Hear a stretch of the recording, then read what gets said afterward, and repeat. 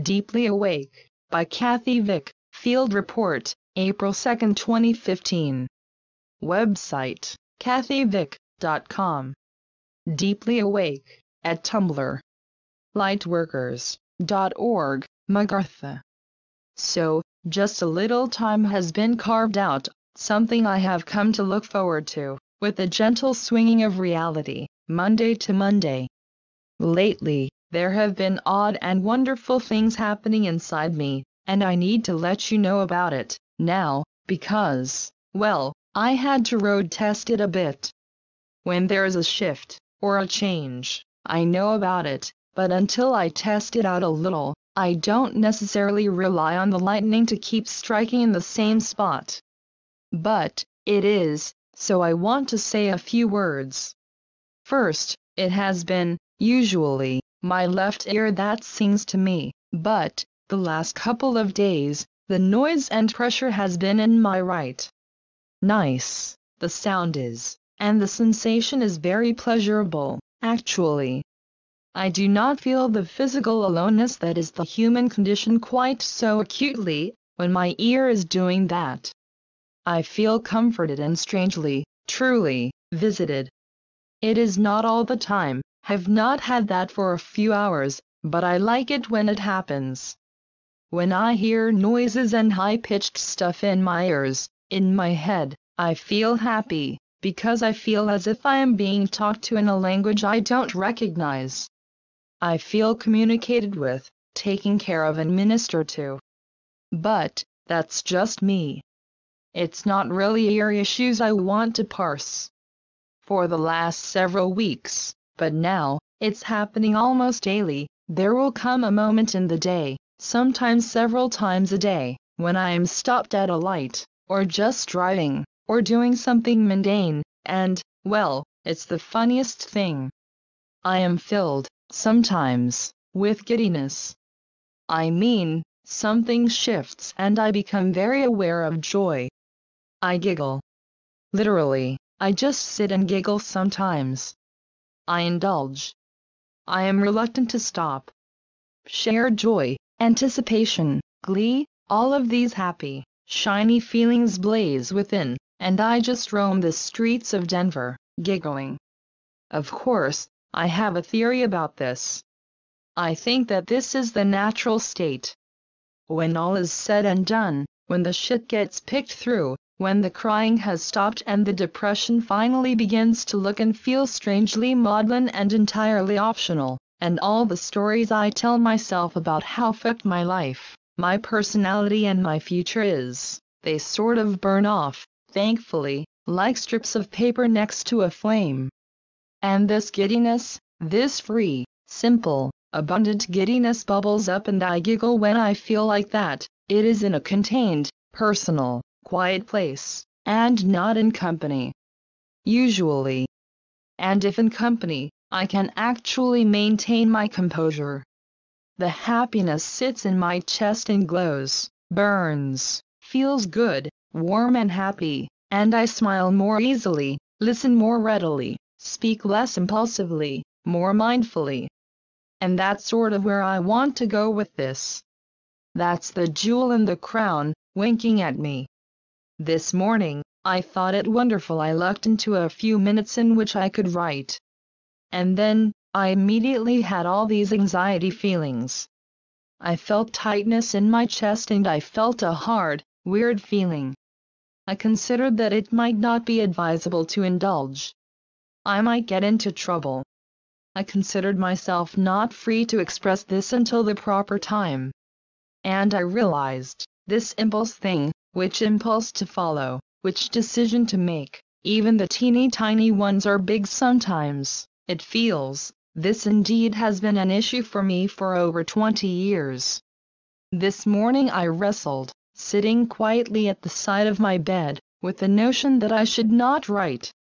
I should do as I should do. As I should do.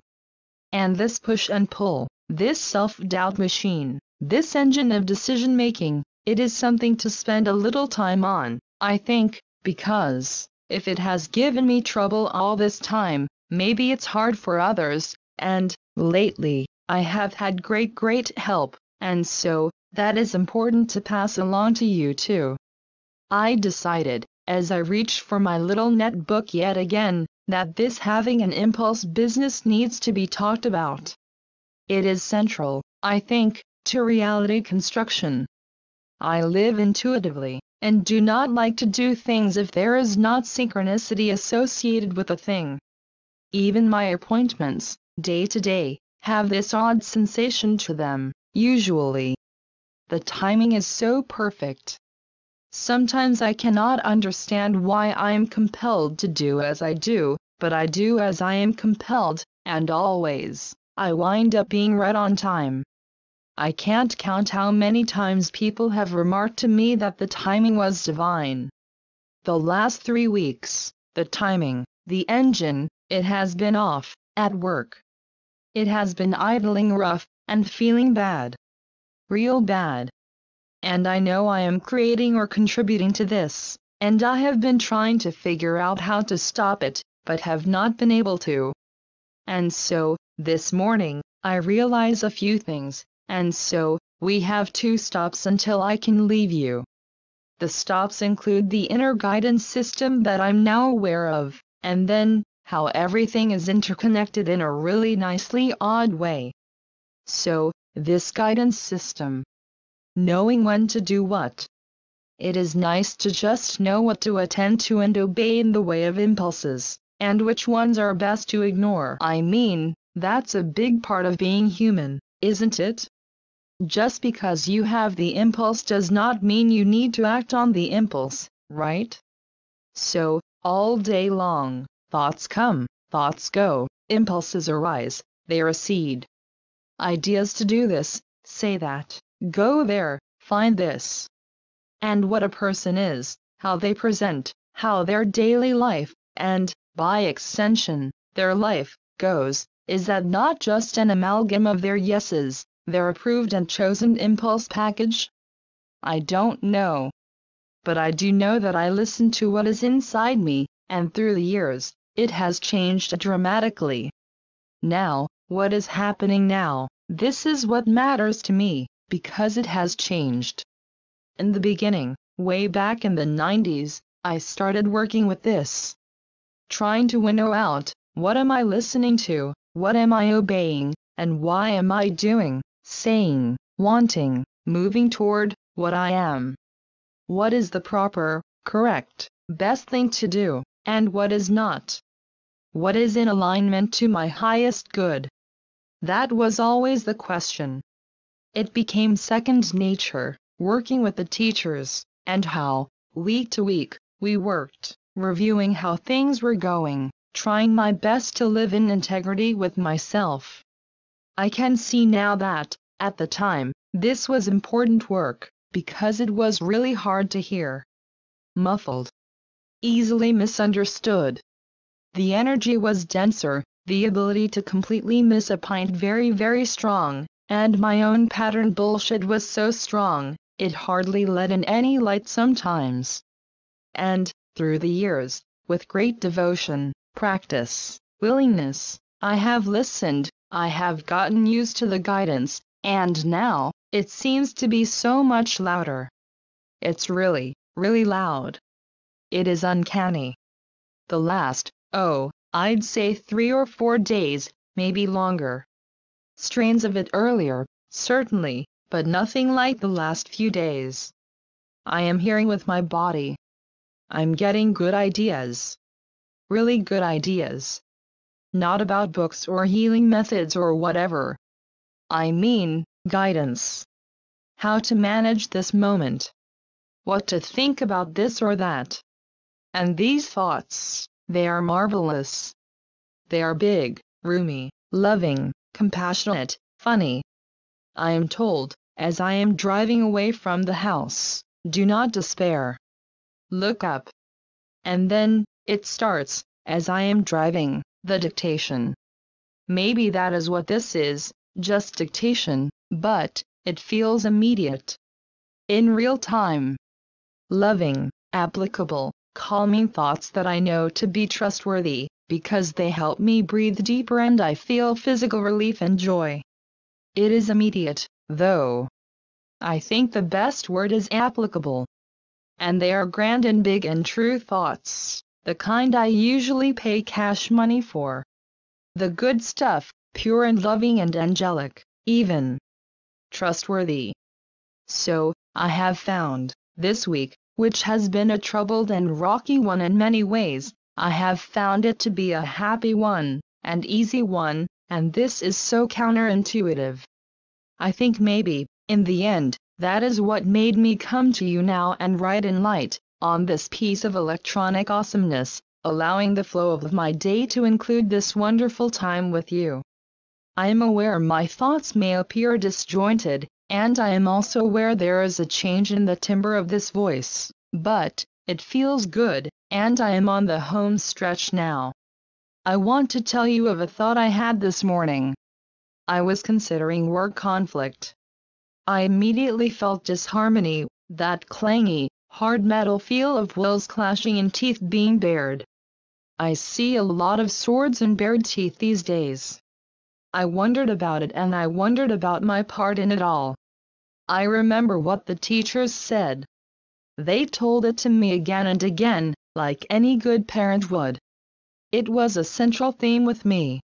I would bring a problem to them, a conflict, a heartache, and they would soothe me, and would explain things to me. They would say, in yourself, in your being, you are in alignment. You hold a lot of light. You may encounter many people who feel this light, and they will react as they will. It changes people. And when in conflict, remember, if your intention is clean, if you're right with yourself, then, it isn't your stuff, if there is conflict around you. Don't own it, and don't assume that just because you are aware of it, you have caused it or responsible for it. Realize you play roles, they would say. Realize you are there by invitation and that whatever is happening is fine. Just be aware of your own alignment, and don't take on other people's stuff. Michelle Karen said the same thing 3 weeks ago. Remember, Kathy, she purred, you do not have to own the troubles around you. They are not yours. Just hold your light. Just love. Don't own it. But see, sometimes, I must. Sometimes I am in the thick of trouble with another. I am at the moment, can feel some sort of conflict just hanging there, and my opponent is so busy preparing for this battle, and I could care less. Just, could care less. There is nothing to prove, nothing to win, nothing to vindicate, and nothing to defend. And I find this fascinating. I think about how I must affect folk, and the catalytic energy I bring to places. I sort of feel bad for people sometimes, because I can't seem to just lope along and be normal, and not have a big effect on people. So, the idea was, this morning, this. I thought about this one issue, and how the player is responding to stimuli. And I saw it whole. I realized that when a person has a conflict, they are having a conflict in part with another human, but, more profoundly, they are having a conversation with a part of themselves, a part that they want to have a talk with and get to know better. This player, the conversation is about survival, being the best, being liked more than all the others. Being rewarded for being prettiest, sort of. I think it is a very hard way to live. I watch it, and feel bad, because having pleasing others be the highest value, well, it's a setup. An energetic setup. I find it quite exhausting to be part of it, actually. And it's on my windshield day after day. So, in the end, who is having the conversation with whom? But the thinking went, okay, if this person is having a profound conversation with a part of himself when in conflict with me, then that means that I am a part of him. Not the conflict, but perhaps I am playing a role for him. Maybe, I thought, in the end, we are doing each other some sort of wacky favor. An interesting thought. I liked it. It took the fear out of the equation, and I can see things more clearly. So, I think I will once again mention the picnic. The teachers told me that all relationships are just like agreeing to go on a picnic. There you are, just the two of you, away from everyone else. And you are sitting on a blanket, each of you have a basket beside you, and the idea is that now is the time to share goodies. So, one by one, we take turns. And I bring out a sweet. And the other brings out a rock. I bring out another treat. I get another rock. And the teacher said, "Okay then, when, in this picnic do you get up with your basket of goodies and disengage? 3 rocks? 20? And how many treats justify how many rocks?" Their point was that, in life, the idea is to hang out with the ones who carry the best treats, I think. And the idea, further, is this. I realize that when I have conflict, I do contribute to it. I do. And sometimes, I feel compelled to bring out rocks. Big ones. Ugly ones. Gross ones. I really do. And then, when I get rocks back, I still get mad. It's a funny thing.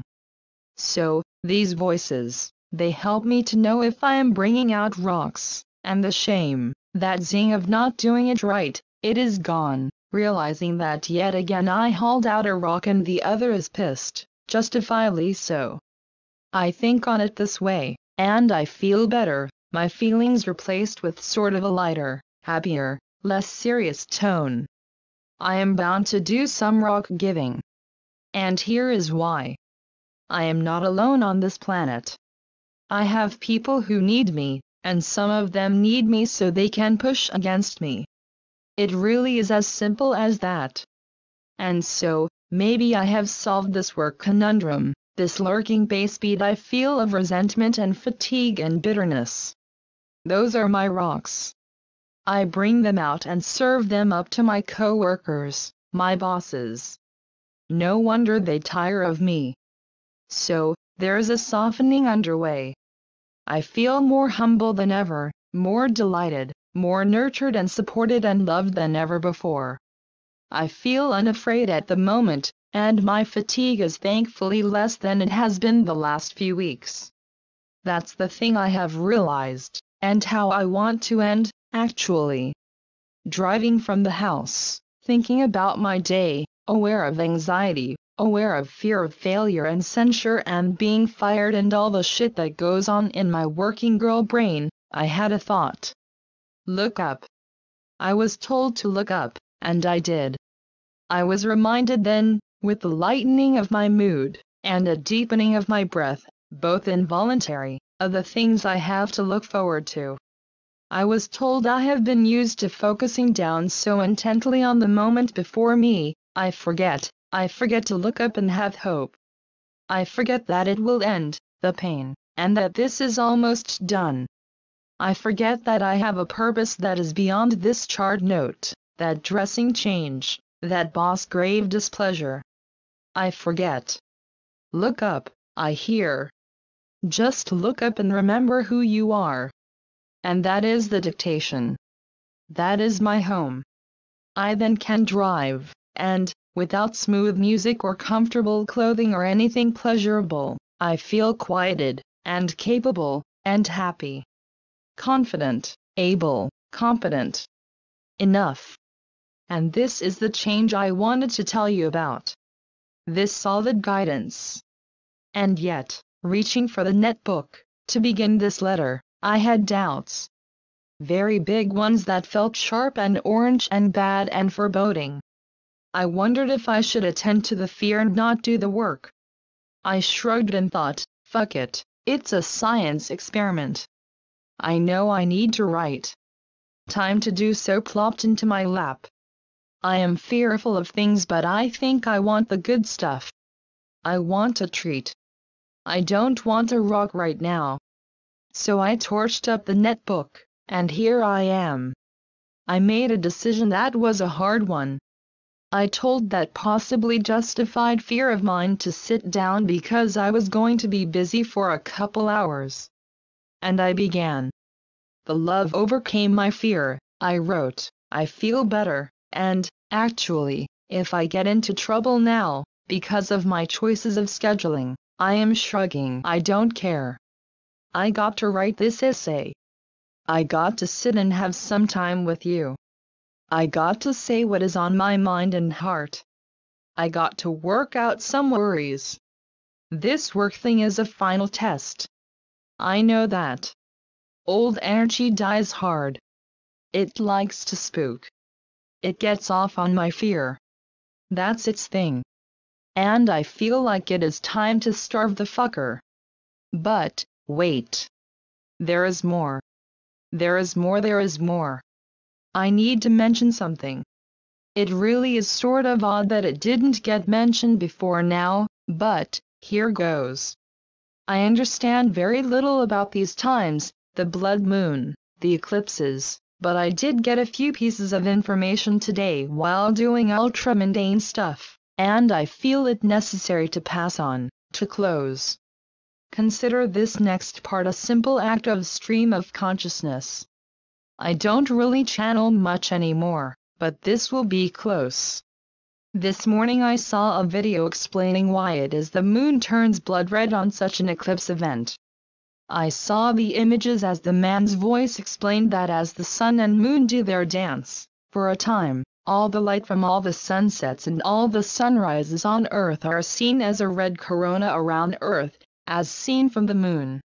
I saw a picture of it, a black circle lined with red, and I could only think of the solar eclipse, and what I saw, just weeks ago.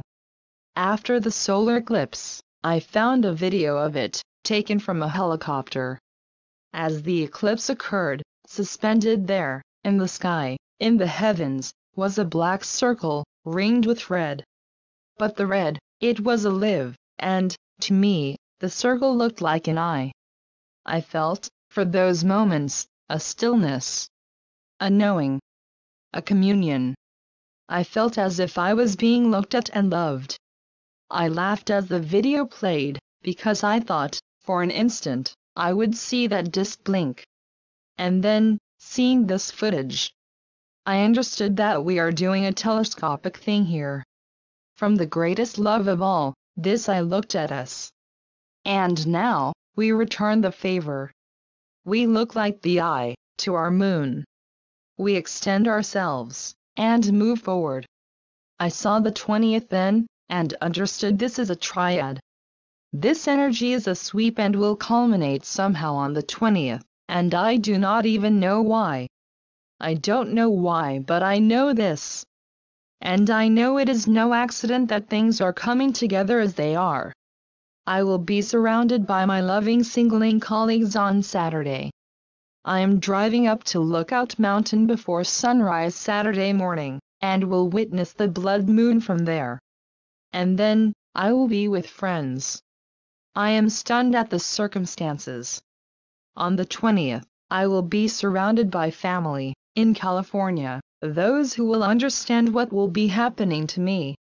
And I think, given the company, I will not be the only one going through changes that week. This is what I see, and have been seeing. I'm getting more comfortable with this.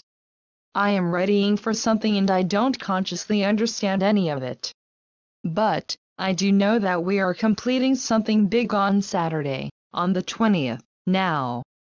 I feel like the Easter moon. This moon is signaling the close of the age. The age of a battered and bloodied and murdered Christ. Then end of worshipping those who understand things better and are nice, really really nice. Those who rock the boat, challenge others simply by breathing in and out, loving everybody regardless. The end of seeing an activated human being and falling on one's knees. What silliness. This is the end of this crucifixion tale, and the self-immolation that it required, impassioned, justified. This is the end of an age I am glad to see close. The age of misunderstanding. The age of fear. The age of cowering. of cave dwelling, of survival thinking, of hero worship. This is no ordinary moon, but these are extraordinary times, and it makes sense that our heavenly friends would be mirroring this lovely dance we are doing with our collective soul. This is the interconnectedness at its core. We are one family, after all of us cosmic brothers and sisters. And this is the feeling I was left with, sitting at the side of my bed, thinking on my troubles, on work, on pleasing the boss and fearing for my job. This idea that we are all doing roles, playing parts, doing favors for one another, helping each other. And sometimes the help comes in the form of the most noxious of stimuli, and that is just fine too. I see that for movement to occur, things have to move, keep moving, and moving this way and that, giggling, with integrity, looking up. I am thinking that, in that state, it's not interesting to haul out my gritty rock collection. Maybe if I am more mindful, limit the rock throwing, I will get better results. And if I don't, on either count, well, that's just fine too. Either way. But I like peace. I like the giggling, and the levity, and the hope. I think I'll keep it dialed there today, see what happens. I'll send you another field report when things move a bit more. I am shaking my head and smiling. It's all just fine, you know. Everything is more than fine. Worry is optional, horror is not mandatory, anxiety is choice, and resentment is addictive self-pity at its worst.